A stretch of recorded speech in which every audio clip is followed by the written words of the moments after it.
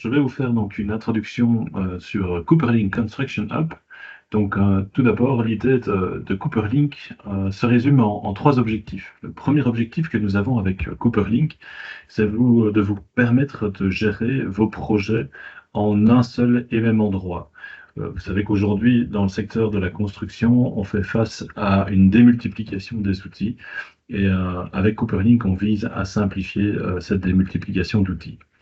Le deuxième objectif que nous avons, c'est d'éviter tout ce qui concerne les blocages en matière de données. Si vous avez un partenaire qui vous impose sa plateforme, ces données sont stockées dans ces outils et vous n'en avez aucun contrôle. Et l'idée avec Cooperlink, c'est de vous permettre d'archiver les données dans vos propres outils.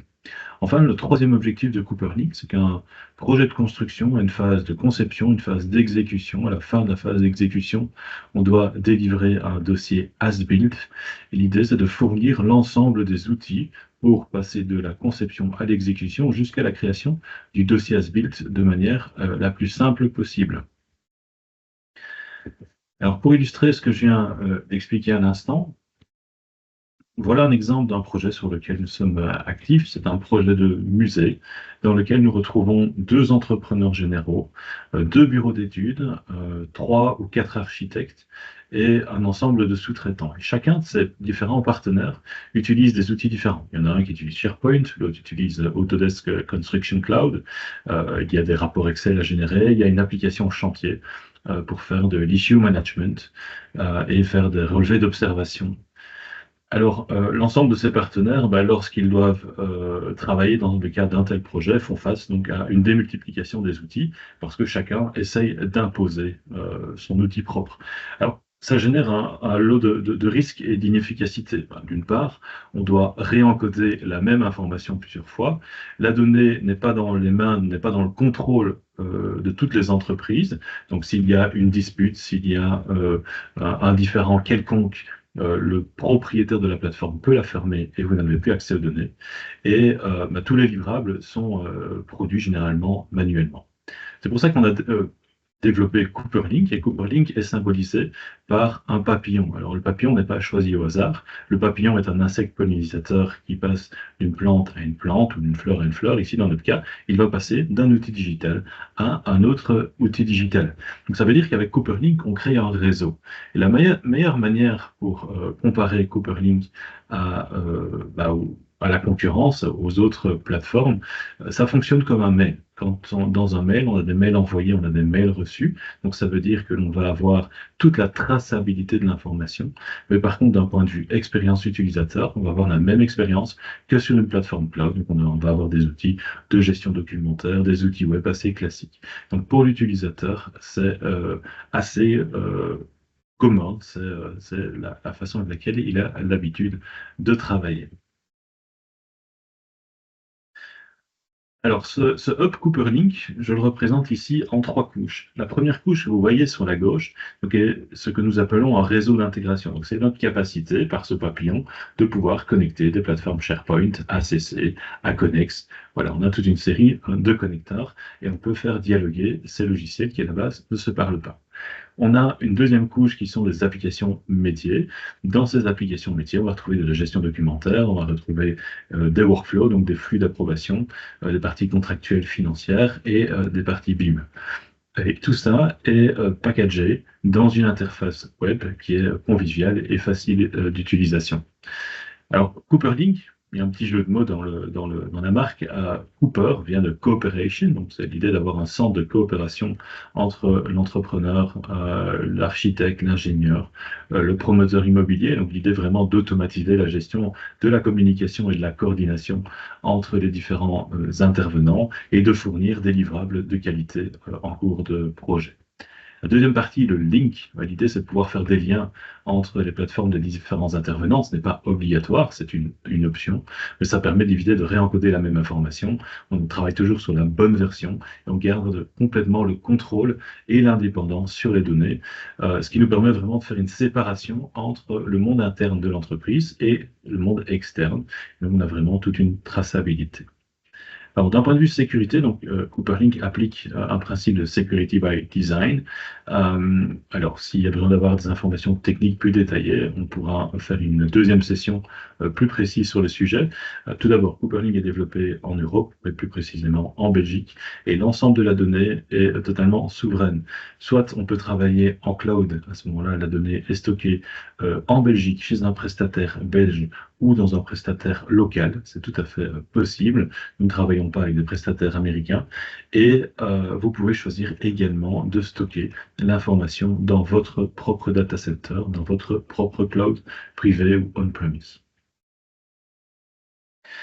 Alors une autre manière de représenter Cooperlink, c'est l'idée du guichet unique qui est sécurisé pour faire la connexion entre les partenaires et les clients. Donc Cooperlink a vraiment cette particularité qu'elle partage avec le mail, qui est vraiment l'interface entre les parties prenantes internes et le monde extérieur, les clients, les co-contractants, les sous-traitants, et avec leur propre plateforme.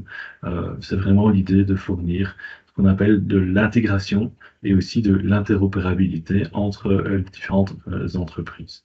Donc le hub, au sens logistique du terme, nous permet vraiment d'être le point central où transite l'information et spécialisé pour le secteur de la construction. Cooperlink aujourd'hui est utilisé par plus de 1500 entreprises à travers toute l'Europe et voire plus loin. On travaille avec des entreprises générales ou avec des sous-traitants ou des grosses sociétés de sous-traitance. Par exemple, en Espagne, on travaille avec CAF. On travaille également avec des maîtres d'ouvrage. Je citerai par exemple la Commission européenne, qui en matière de sécurité, évidemment, des exigences extrêmement élevées. Et là où Cooperlink a été retenu pour ces raisons de sécurité. Et on travaille également avec toute une série d'entreprises qui font de la coordination de travaux, coordination administrative.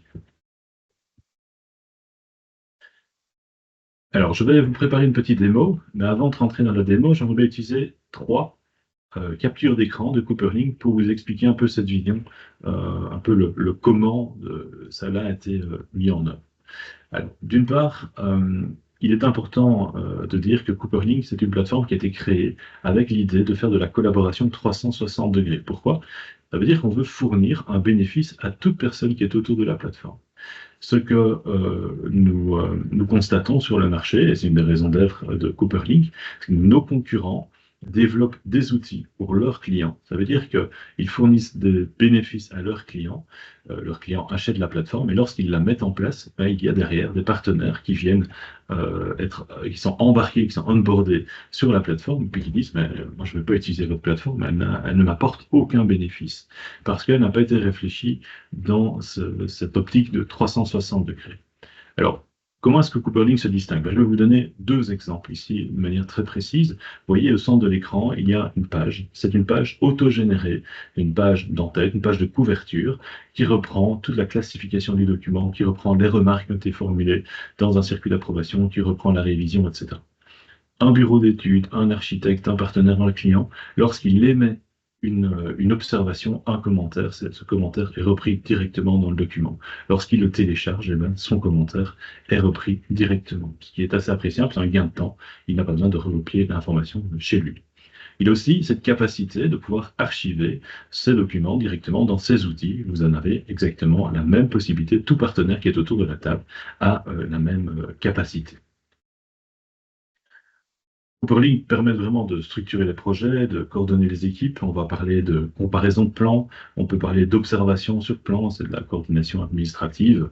Donc on peut faire des points géolocalisés sur un plan. Et on voit ici, par exemple, les différentes modifications avec un jeu de couleurs qui ont été opérées sur cet exemple de plan.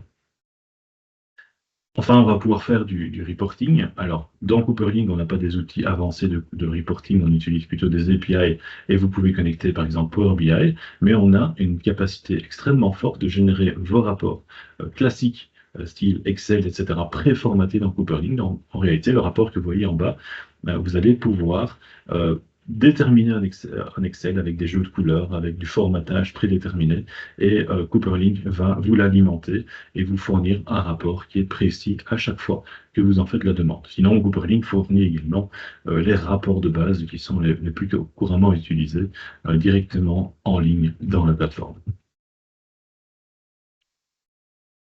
Alors, Cooperlink se veut être conforme avec l'ISO 19850 et le cycle de vie. On l'étend même un tout petit peu plus loin. Ici, on a mis une phase supplémentaire. Mais donc, dans le cycle de vie d'un document en ISO 19650, on a d'abord une phase de work in progress, donc c'est un travail interne qui se fait souvent sur un SharePoint, sur un ACC, etc. On va avoir une phase de partage, le share, une phase de publish, de validation, de formalisation. Ensuite, il y a une phase de travail qui se formalise un peu différemment dans l'ISO 19650 puisqu'ils utilisent le modèle RIBA, mais ici on va ajouter un cycle plutôt de phase travaux et puis après une phase d'archivage. Dans Cooperlink, on respecte complètement ce principe. Donc, quand on va déposer un document, vous allez voir qu'en fait, nous, on recommande vivement de pré-encoder le nom des documents parce que en fonctionnant de cette manière-là, vous allez voir que toute la chaîne fonctionne de manière extrêmement fluide. Donc, par exemple, je dépose mon document. Il est bien codifié, Cooperlink va le vérifier, il va extraire les métadonnées, il va aller m'archiver le document au bon endroit dans mon SharePoint, je vais pouvoir faire de la coordination, je suis dans une phase de share. Ensuite, je vais faire un review. Je passe en phase publish, donc je peux faire un review, je peux faire aussi un transmit, c'est une autre possibilité, donc transmittal, et je vais passer par exemple chez les MEP, Stability, Architect, et puis après chez le client en fonction des résultats. On a tout un moteur de workflow configurable. Dans cette phase, on va générer la couverture, donc la page de couverture automatiquement, et on va générer le registre, donc le listing de documents, toujours à jour. Donc ça veut dire qu'on a tous les commentaires, on a tous les statuts, etc., et formaté pour que ce soit extrêmement visuel. Ensuite, on travaille donc sur toute la partie work. Ça, c'est une partie qui est plutôt aujourd'hui en phase bêta. Donc, on permet d'enrichir automatiquement le modèle BIM pour faire de l'issue tracking sur chantier, etc. Ou alors, on se connecte sur des outils tiers pour faire cette partie en question. On peut, par exemple, une fois que le document vient d'être validé, aller envoyer automatiquement le document validé dans votre application chantier avec cette fameuse page d'en-tête. Comme ça, même sur l'application chantier, les travailleurs auront accès aux commentaires qui ont été formulés par les équipes d'architecture, de conception, etc. Et puis en phase archive, on va créer le dossier as-built. On a un outil pour créer le dossier as-built en un clic. Et on va pouvoir également, si on le souhaite, le délivrer dans l'outil du client. Donc Cooperlink, une chose qui est intéressante à expliquer, c'est que Cooperlink est d'une certaine manière une application à deux faces. Donc on a d'une part des connecteurs qui vont nous permettre en fait d'automatiser des liens de données, des liens d'informations entre différents outils, les vôtres et ceux de vos partenaires si vous le souhaitez. Ensuite, la deuxième phase de Cooperlink, ce sont les applications, ce que nous appelons les construction apps. Donc on a des applications de gestion documentaire, de workflow, etc. Donc c'est vraiment toute la plateforme IDMS, comme on l'appelle dans le secteur. Donc c'est vraiment l'idée d'avoir combiné deux produits dans une seule solution pour vous permettre d'automatiser vos process, mais également de continuer à utiliser les outils clés, les outils importants que vous utilisez dans votre entreprise. Cooperlink est utilisé sur de nombreux projets de toute taille. On a des projets de quelques dizaines, centaines de milliers d'euros à des projets de plusieurs millions. La plateforme a vraiment été construite dans cette optique de pouvoir gérer aussi bien des petits que des très gros projets. Elle est vraiment assez flexible. Évidemment, on ne va pas dans le même niveau de détail, dans le même niveau de configuration. Dans les deux cas, on a vraiment de l'expérience dans de l'infrastructure, dans du bâtiment résidentiel, dans des bâtiments tertiaires, bâtiments de service, dans des bâtiments sensibles à haute sécurité, dans des infrastructures marines, des hôpitaux, etc.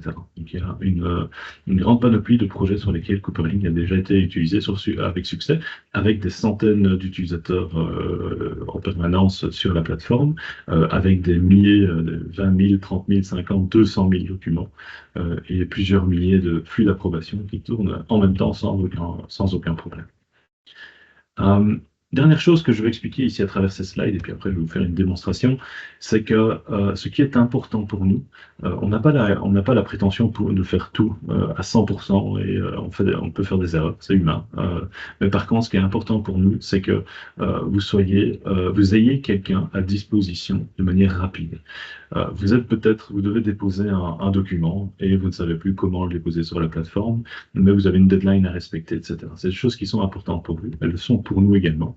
Et donc c'est pourquoi nous avons un outil de support, un outil de messagerie instantanée, et vous recevez une réponse en moyenne dans un délai de 10 minutes. Pour bien en moyenne, évidemment, il y a des périodes de vacances où le délai peut être inférieur, etc. Mais c'est une marque de fabrique chez Cooperlink, et la satisfaction des clients est extrêmement forte sur cette réactivité. C'est une chose que l'on veut vraiment mettre en évidence chez Cooperlink, c'est notre réactivité. On fait aussi on est aussi très réactif en matière de développement produit. On est très à l'écoute de nos utilisateurs et on développe des fonctionnalités en fonction des remarques qui sont rapportées lors des projets.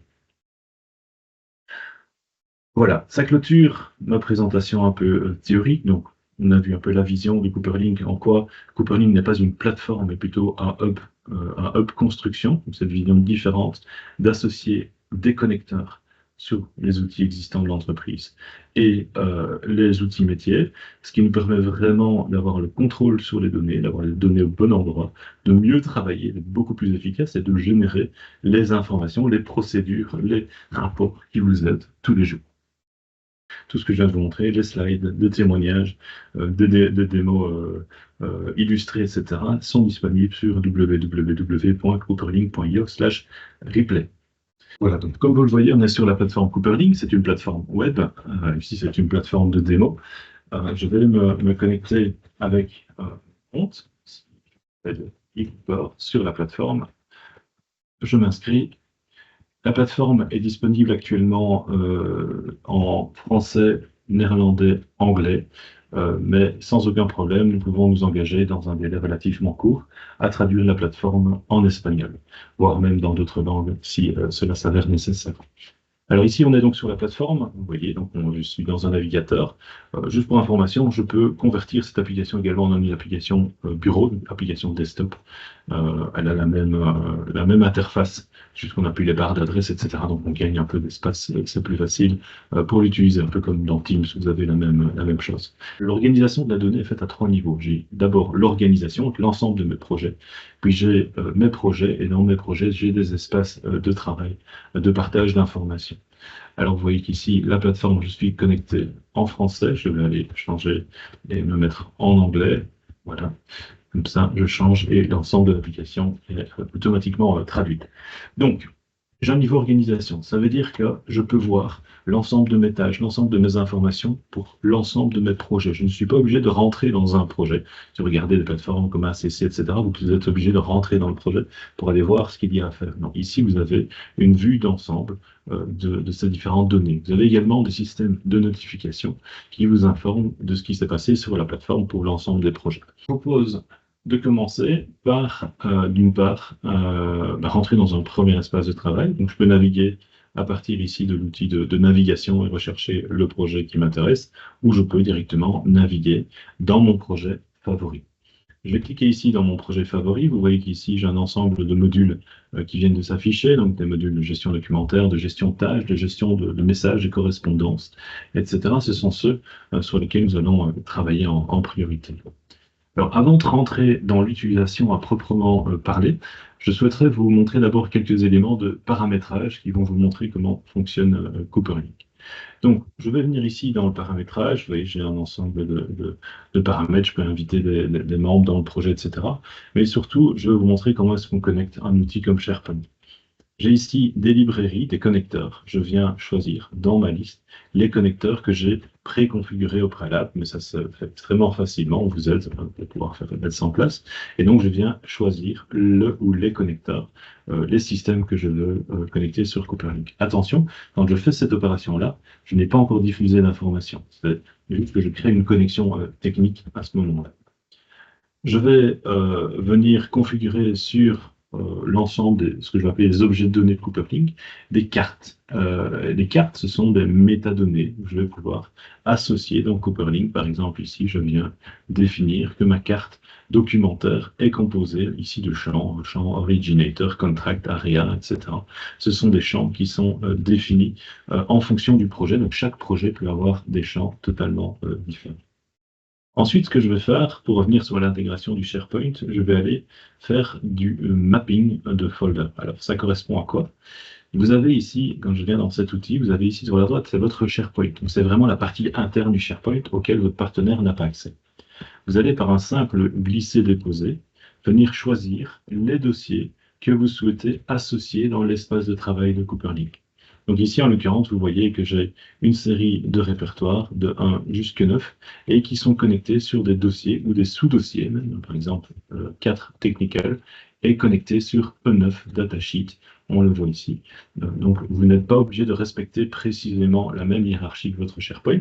Le gros avantage, c'est que ça vous permet d'avoir une structure qui est beaucoup plus simple et beaucoup plus facile à utiliser. Par ailleurs, ça vous évite de devoir faire des cascades complexes de gestion des droits. Ici, c'est Cooperlink qui va s'en charger. Et d'ailleurs, c'est l'élément suivant, donc les droits d'accès par entreprise, par partenaire. Je vais pouvoir créer ma matrice de droits et dire, par exemple, pour ce répertoire 4 technical, l'architecte peut aller lire l'ensemble et dans le sous-répertoire 200 archi, il va pouvoir venir éditer carrément les documents.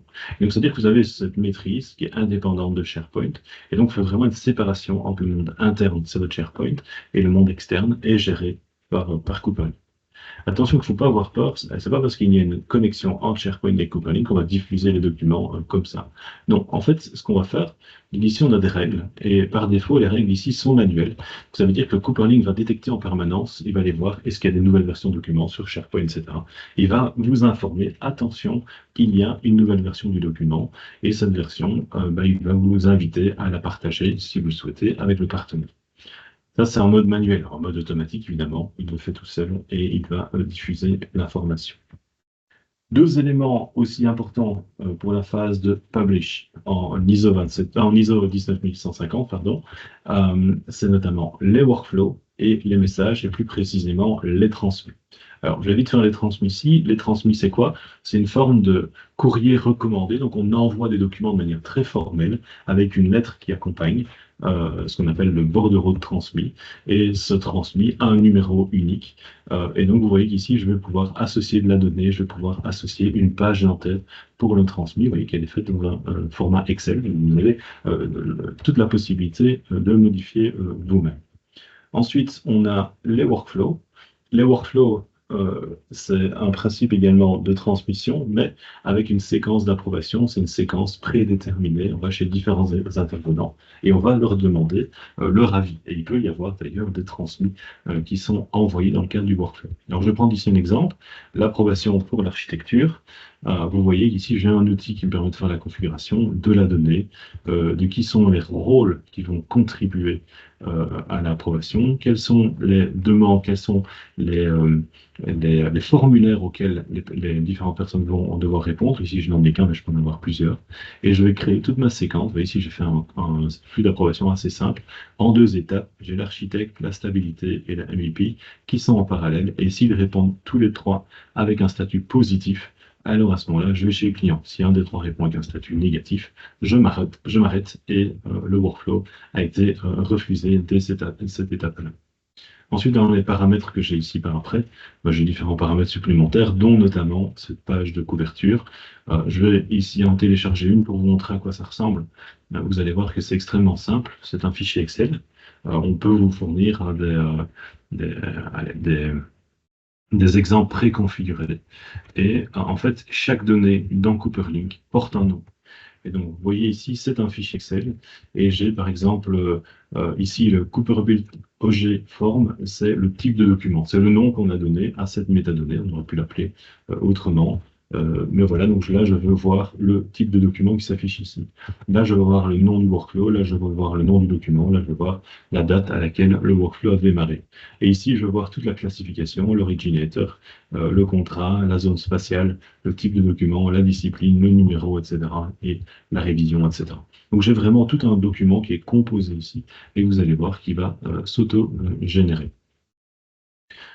Donc voilà, ça c'est pour la configuration, sans rentrer dans plus de détails. Les rapports que vous allez voir se générer fonctionnent exactement de la même manière que la page d'entête. La seule différence, c'est que des rapports, ce sont des listes, donc ce sont des boucles, enfin on fait des boucles sur tous les documents, ce qui nous permet d'avoir un listing complet de documents. Alors, je vais commencer ici sur la partie documentaire. Vous avez un bouton parcourir les dossiers ou recherche un registre. Donc, l'un est basé sur des folders, donc j'ai une expérience assez classique comme ici. Donc j'ai par exemple un répertoire 4 technical, 200 arch ici, j'ai mes documents ici en électricité, etc. C'est assez classique avec des documents, avec des titres, un indice de révision, une classification. Ici, c'est une classification assez complexe. C'est une classification qui a été standardisée en Belgique, qui est basée sur l'ISO 19650, mais c'est pas obligatoire. On peut avoir une classification autre. On a des icônes de statut, on a des icônes qui indiquent est-ce qu'il y a des tâches qui sont liées, etc. Et notamment son statut de partage. Ce que je peux vous montrer également, on l'avait dans le répertoire d'architecture, on a ici par exemple deux documents. Vous voyez que ces deux documents, il y a un Word, il y a un PDF. Et ben, en réalité, on les a liés ensemble. Vous voyez d'ailleurs ici qu'il y a une icône sous forme de trombone, tout simplement parce que le document Word est associé au document PDF, qui est le document primaire, notamment dans la phase d'approbation. Il est associé à son annexe ou à sa source en fait de documents. Vous voyez ici, quand je clique sur le document, je vois l'ensemble des informations de document, ses révisions, l'ensemble de ces métadonnées que j'ai configurées. C'est moi qui ai choisi. Ce que vous voyez ici, c'est simplement un choix. Alors, ce que je voudrais vous montrer également, je peux naviguer dans l'application avec des différents répertoires ici dans une arborescence. Si je viens par exemple dans les plans, j'ai ici un plan avec deux révisions. Si je viens chercher les révisions, je vais donc pouvoir faire des comparaisons entre ces deux versions de plan. Et donc ici, l'outil est en train de me calculer la différence entre la version 0 et la version A.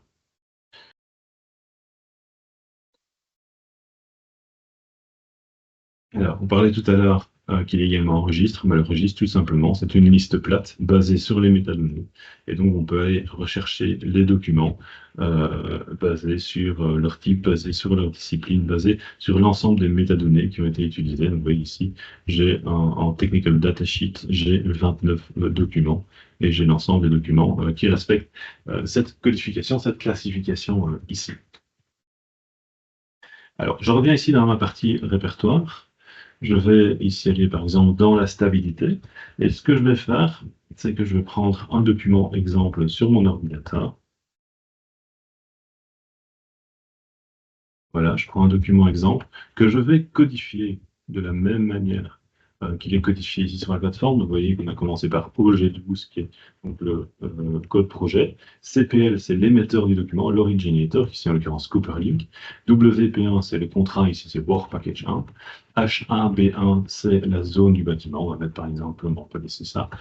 TD, c'est le type de document, donc c'est Technical Data Sheet ici. ELG, ça correspond à électricité. Ici, je vais plutôt mettre de la structure box, et je vais lui donner le numéro de document 8. Je pourrais demander à la plateforme de me calculer le numéro, si je l'ai mis en manuel, mais je peux demander à la plateforme de le calculer. Ici, je vais faire un test document vidéo, on va dire que c'est le titre de document, et je vais mettre ce document en un indice 0. J'ai choisi de mettre le code, un texte libre, puis la révision. C'est totalement arbitraire, donc je peux changer, je peux mettre ce que je veux, la structure est tout à fait configurable. Je viens déposer mon document ici. Au moment où je dépose mon document, vous voyez que le système a détecté que test document vidéo était le titre, que c'est un nouveau document en indice 0, calculer le code, et il a repéré effectivement que l'ensemble des informations sont correctement extraites. TD voulant dire Technical Data Sheet, HAB1 All Foundations, WP1 Work Package, etc., etc. Donc je vais pouvoir déposer et partager mon document faire le share, le mettre en phase share ISO 17150 directement sur la plateforme. Vous voyez également que ce répertoire est connecté sur un répertoire SharePoint, ici en l'occurrence. Donc si je vais me connecter sur ce SharePoint en particulier, voilà, je suis connecté dans le projet OG, Oil and Gas. Ensuite, je suis dans E-Exécution et puis E9 Datasheet. Je vais dans Stabilité. Et là, ici, je retrouve mon document, test document vidéo 0, qui était déposé il y a 1 minute. Je reviens ici sur mon interface Cooperlink. On va imaginer que je modifie ce document. Je vais d'ailleurs lui changer son nom et je vais lui mettre un indice A de révision. On est bien d'accord que sur SharePoint, quand vous mettez un tel document, ce n'est pas une révision. Dans Cooperlink, il va matcher ce document avec un document existant, et vous voyez qu'il s'agit bien d'une révision qui passe de 0 à 1, et donc il va empiler ces deux documents l'un au-dessus de l'autre. Donc j'ai ici ce document test video updated, j'ai bien deux versions. Si je clique dessus d'ailleurs, vous allez voir que j'ai bien mes deux versions, 0 et 1. Et si je retourne sur SharePoint, qu'est-ce que je vois? C'est qu'ici, j'ai bien mon test document vidéo updated indice A qui était déposé il y a quelques secondes. Et si je vais voir dans mon historique de version sur SharePoint, j'ai bien deux versions de documents qui ont été déposées. Je reviens ici en arrière, je sélectionne mon document. J'ai différentes possibilités, vous voyez, différentes actions possibles. Je vais ici notamment démarrer un flux d'approbation. Je vais faire ici, parce que c'est le seul qui est configuré pour être tout à fait honnête dans ma démo, l'approbation architecture. Donc, j'utilise ici l'approbation architecture. J'ai le document qui s'affiche sur la gauche. Je peux faire une approbation sur plusieurs documents en même temps. Là, évidemment, je ne sais pas afficher le document. Ici, j'ai différentes informations à remplir. Alors, ne regardez pas les informations qui sont à remplir de manière précise, c'est une configuration. Et ici, en l'occurrence, c'est d'ailleurs une configuration de test qu'on est en train de faire pour un gros projet. Mais notamment, je peux aller définir le délai de réponse. Et vous voyez que je peux définir ça soit en jour, soit carrément en date. Et je peux modifier l'un ou l'autre. Je vais pouvoir ici, ma description de la demande, ça a repris directement le titre du document, mais je peux venir rajouter ou supprimer des informations. Et je peux également avoir des informations complémentaires comme une référence au cahier de charge, un fabricant, ici YZ, une référence produit, 1, 2, 3, 4, 5, 6, etc. Tout ça est entièrement configurable en fonction du besoin. Pourquoi? Parce que ça, en réalité, c'est la page d'entête digitale du document dans son système d'approbation. J'appuie sur Suivant, j'ai mes différents intervenants du workflow. J'ai mes différents intervenants du workflow. Vous voyez ici, dans ce flux d'approbation, je suis en architecture, c'est un flux d'architecture que j'ai pris, j'ai l'architecte et la société immobilière. Si pour une raison X ou Y, je décide d'ajouter de manière exceptionnelle, par exemple, le bureau MIP, donc tout ce qui concerne les techniques, électricité, HVAC, etc., je peux le faire de manière tout à fait exceptionnelle parce que je l'ai permis ici dans la configuration. J'appuie sur Suivant, je démarre maintenant mon flux d'approbation. Et vous avez sur ce document test vidéo updated, j'ai maintenant une icône qui m'indique qu'il y a un flux d'approbation qui tourne. Et alors, si je clique dessus, je vais avoir des informations plus détaillées en me disant, bah, effectivement, j'attends l'avis de l'architecte et de la société MEP. Alors, ce que je vous propose, c'est que je vais aller me connecter comme l'une de ces sociétés. Donc, en l'occurrence, je vais me connecter comme la société MEP avec un compte qui est propre. Donc, c'est une invitée qui arrive gratuitement sur Cooperlink. J'ai ici donc accès à l'interface en tant qu'invité. L'interface, elle est quasiment complète. Il n'y a que deux choses que je ne sais pas faire en tant qu'invité. C'est que je ne sais pas connecter mon SharePoint ou mes outils, parce que je n'ai pas de licence, et je ne sais pas créer mes propres projets. Ensuite, les autres limitations, ça dépend simplement des fonctionnalités que vous avez activées dans la plateforme. Ici, en l'occurrence, toutes les fonctionnalités sont activées, donc le partenaire a accès à tout. Vous voyez que le partenaire ici a un ensemble de tâches directement sur le premier écran. Vous voyez ici le test document vidéo, le document numéro 8, mais il a aussi reçu une activité. Ici, en l'occurrence, il voit qu'il a reçu des tâches. Donc aujourd'hui, il y a deux tâches qui ont été reçues, donc une tâche qui n'a pas encore été lue. Je sélectionne la tâche et là, je vois, veuillez consulter le document et veuillez remplir le formulaire. Je vais ici donc cliquer sur le document. Donc vous avez ici cette page d'entête qui s'est compilée de manière complète avec l'ensemble des informations de classification, les informations relatives, voilà, par exemple, tout à l'heure, j'ai écrit le fabricant XYZ, le produit 1, 2, 3, 4, 5, 6, et on va compléter ça avec toutes les remarques et tous les statuts d'approbation des différents intervenants. Enfin, je suis le premier, donc évidemment, pour l'instant, je n'ai pas encore de remarques sur le document en particulier, je le verrai tout de suite, même directement dans le document. Et je pourrais même télécharger ce document avec la page d'entête. J'ai ici mon formulaire de réponse, je viens compléter, je vais approuver ici par exemple avec remarque, une remarque comme celle-ci, je vais annoter le document, j'ai tous des outils d'annotation, des carrés, des triangles, des ronds, du surlignage, du texte, etc. Toutes les possibilités offertes dans un PDF existent. Et alors, une fois que j'ai répondu à ma tâche, je vais pouvoir la soumettre. Et donc, je vais envoyer ma tâche et l'ensemble des informations chez les différents intervenants. Alors, ce que j'aurais pu faire également, c'est que j'aurais pu très bien faire le suivi de mes tâches, non pas via des notifications en temps réel, également simplement aller dans la liste de tâches. J'ai différentes vues qui me permettent de voir l'ensemble de mes tâches qui sont toujours ouvertes, à pouvoir les filtrer. J'ai des calendriers prospectifs et j'ai des calendriers plutôt mensuels, et je vois précisément les informations qui sont attendues de ma part au jour le jour. Alors, revenons sur la plateforme de base. J'ai ici, donc, en tant qu'initiateur du workflow, j'ai notamment été notifié aujourd'hui que mon partenaire, Jane, la société MEP, a fait des commentaires, des annotations sur le document. Et donc, je peux ouvrir le document pour en savoir davantage ou simplement sélectionner la ligne. Et là, je peux voir les commentaires directement par un accordéon. Je peux également aller dans l'outil Workflow qui me permet de voir l'ensemble de mes flux d'approbation, notamment ici mon test document vidéo qui a été repris en indice A. Je vois qu'il y a un petit symbole attention parce qu'en fait, il y a différentes colonnes. C'est pour tout simplement m'avertir qu'il y a un des partenaires qui a fait des commentaires avec des observations. Et donc, je vois ici l'ensemble des intervenants. Je vois qu'on a toujours l'architecte qui est en cours d'approbation. Je vais aller ici donc sur le document. Je réouvre le document et là, les commentaires de mon partenaire MEP, Lorem Ipsum, ici en l'occurrence, et ses statuts de réponse. On voit même qu'il a fait un commentaire, on le voit effectivement dessus. On voit qu'il a fait des annotations.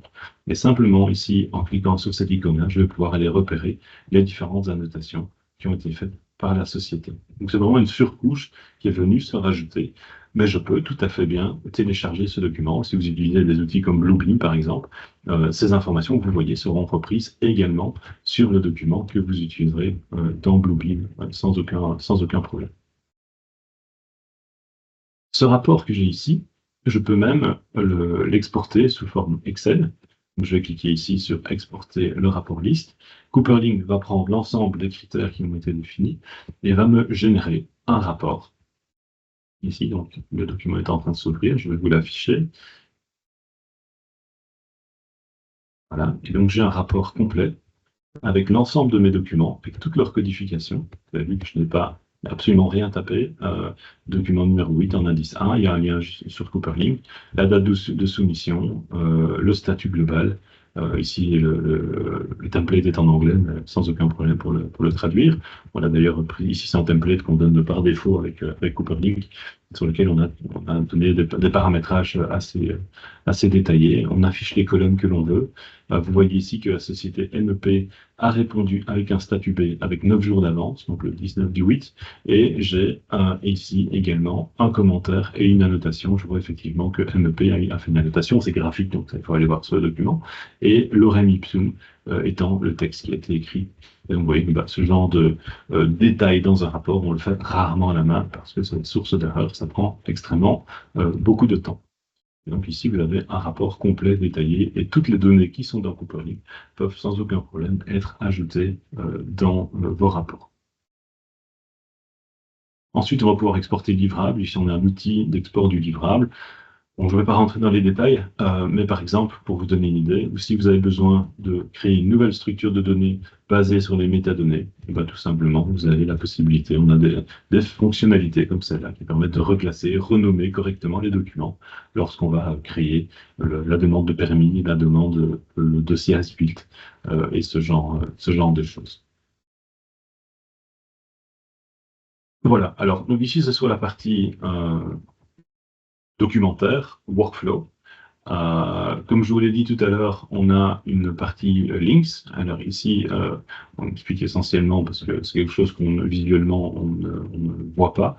On peut faire des liens entre les différents systèmes. Donc en l'occurrence, on est tout à fait capable que si ce document qui provient de SharePoint au départ est validé, on l'envoie sur une application chantier, sur BIM 360, ACC ou autre plateforme. Donc ça, c'est des capacités. Alors j'en profite pour justement introduire ici une toute nouvelle académie que nous sommes en train de construire, dans laquelle l'utilisateur aura accès à toute une série de ressources pour pouvoir se documenter et se former sur Cooperlink, aussi bien sur l'utilisation que sur la configuration et l'administration du système. Alors, dernier élément sur lequel je vais m'attarder, c'est sur la partie message que vous avez ici. Et ici, vous voyez que j'ai une petite icône arrobas qui est en fait ma boîte mail. Ici, je suis sur la plateforme Cooperlink, donc en tant que boîte mail. Mais j'ai également, je vais vous le montrer, j'ai également un plugin dans Cooperlink qui est disponible et qui reprend exactement les mêmes informations. Ici, je vais m'y connecter. Voilà, vous avez ici ce plugin qui reprend exactement les mêmes informations. Vous voyez d'ailleurs qu'il ressemble extrêmement fort à ce que vous avez sur la plateforme. Donc l'un ou l'autre, c'est exactement pareil. Il fonctionne exactement de la même manière. Alors, ici, en l'occurrence, voilà le projet le mail que j'avais connecté. Le système lui attribue un numéro unique. Il a été identifié par l'utilisation Lee Cooper. Il a été lu par Lee Cooper. Vous voyez également qui a lu. Vous pouvez rajouter de la métadonnée sur le mail. Vous pouvez lier une tâche sur le mail, même une personne qui n'a pas été, qui n'a pas reçu le mail. Et donc, en fait, ce mail, une fois qu'il est archivé, ben, vous pouvez le retrouver dans la partie correspondance du module message. Et donc, vous avez accès à toute la correspondance de l'ensemble des projets, de l'ensemble des mails qui ont été archivés. Vous voyez, ici, c'est un mail sur lequel il y a une tâche qui a été attribuée, un mail de haute importance qui a été lu par 3 personnes. Et il y a une tâche qui est toujours ouverte. Alors en matière de messages, vous voyez qu'ici on a différents types. Le portail, c'est la capacité de pouvoir mettre à disposition des documents à des externes sans qu'ils aient besoin de se connecter sur Cooperlink, par exemple pour des appels d'offres. C'est un peu un WeTransfer de manière très simple. Donc on crée un message avec le document qui est attaché, donc ça donne accès au document avec une date de validité. Et alors on a le transmis. Donc le transmis, c'est vraiment un formalisme de l'envoi de documents qui est plutôt souvent utilisé au Moyen-Orient, dans les projets internationaux, où on va avoir donc les documents ou les documents qui sont transmis, avec éventuellement une demande d'approbation de ce document, c'est tout à fait faisable. Et on a également une page résumée du transmis dans laquelle je vais pouvoir voir l'ensemble des informations, le code, le fichier, la révision du document.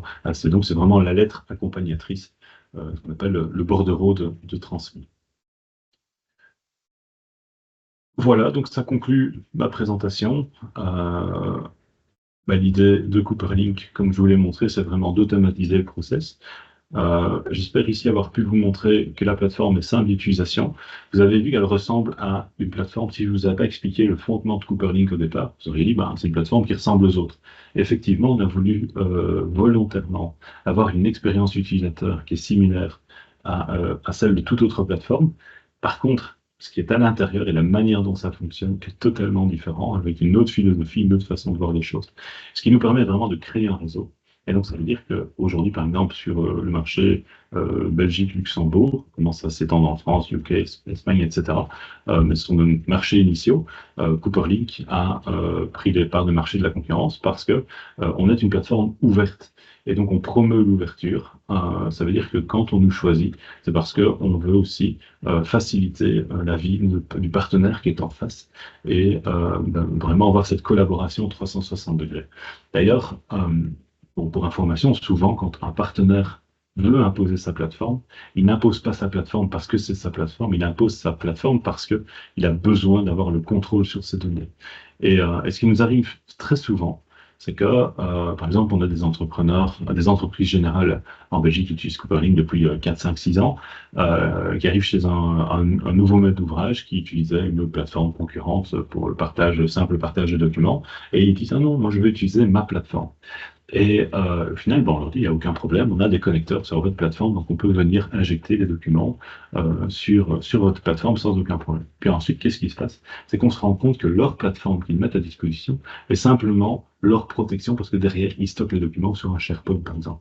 Et au final, ben, ce qu'on nous demande très souvent, de dire, voilà, finalement, ces documents, est-ce que vous ne pourriez pas nous les envoyer directement sur SharePoint, parce que, ben, au final, notre plateforme, elle ne sert que de moyen d'échange et de manière sécurisée. Et donc, au final, ben, on crée des réseaux. Aujourd'hui, on connecte 4, 5, 6 entreprises sur un seul et même projet. Et dès qu'un des partenaires met à jour un plan, par exemple, il est automatiquement mis à jour chez l'ensemble des partenaires en respectant la sécurité, les politiques de sécurité, les politiques à tout niveau de toutes les entreprises qui sont autour de la table.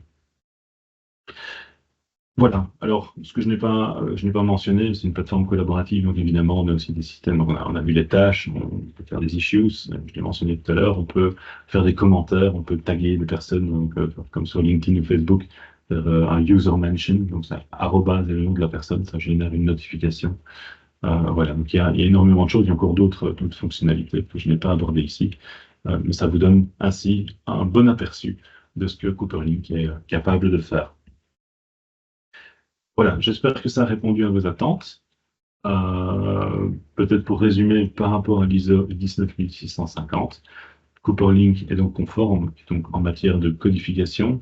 Il va aller vérifier la codification, on va pouvoir respecter le cycle de vie d'un document, et donc notamment ces phases WIP. Nous, on préconise de travailler, par exemple, sur un outil comme SharePoint. Ensuite, les phases share et publishment dans Cooperlink. La phase share, c'est partage simple avec des droits d'accès, etc. et des données qui peuvent être associées, donc du document control. Ensuite, les phases publish, on a les workflows, on a les transmittals. Et puis après, l'archivage, la création du dossier, la as built, etc. Avec vraiment des segmentations qui sont faites de manière assez poussée. Voilà. N'hésitez pas si vous avez des questions. Je serai ravi de pouvoir y répondre. Il y a toute une série d'informations qui sont également disponibles en ligne, donc sur cooperlink.io/replay, ou vous pouvez également aller sur help.cooperlink.io. Et il y a toute une description de l'ensemble des fonctionnalités. Je vais vous montrer d'ailleurs où simplement vous pouvez aller sur. Si vous allez sur Cooperlink Replay en question, vous avez un onglet Features dans lequel vous avez toutes les features détaillées qui sont reprises ici. Donc, feature par feature, vous avez une description. Et si par exemple, on va prendre un exemple précis, voilà, on parlait de transmittals, je veux aller voir des informations, donc vous voyez l'ensemble des fonctionnalités qui sont existantes. Et si vous cliquez ici sur le lien, ça vous renvoie sur le Help de Cooperlink. Et dans le Help, on a d'une part le User Manual, mais on a également une description de toutes les fonctionnalités qui sont reprises ici, avec des screenshots explicatifs. Voilà, je vous souhaite une bonne découverte et je vous dis à très bientôt.